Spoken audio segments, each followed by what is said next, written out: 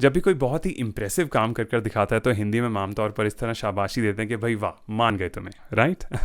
अब यही शाबाशी इंग्लिश में कैसे कन्वे हो? ऑफ कोर्स अगर आप इस सेंटेंस को लिटरली इंग्लिश में ट्रांसलेट करेंगे कि वाओ आई बिलीव यू, तो ये तो मीनिंग ही चेंज हो जाएगा। आप कह रहे होंगे कि वाह, मुझे तुम पर भरोसा है, तुम पर विश्वास है, लेकिन वो शाबाशी का जो एलिमेंट है वो कन्वे नहीं होगा। सो यही फीलिंग इंग्लिश में कैसे कैप्चर करी जाए, इसके लिए एक मुहावरा, एक इडियम है इंग्लिश में which goes like I've got to hand it to you।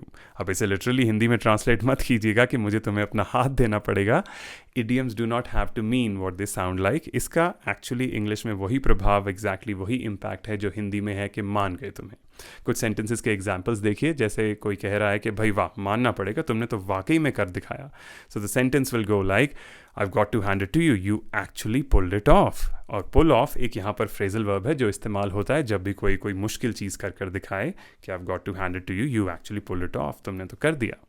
एक और एग्जांपल देखिए कि मानना पड़ेगा, तुमने तो डेडलाइन के अंदर अंदर प्रोजेक्ट कंप्लीट कर ही दिया कि I've got to hand it to you, you actually finished the project within the deadline।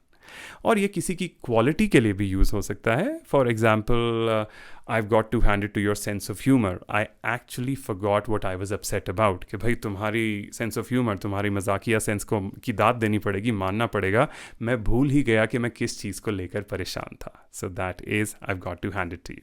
Cheers।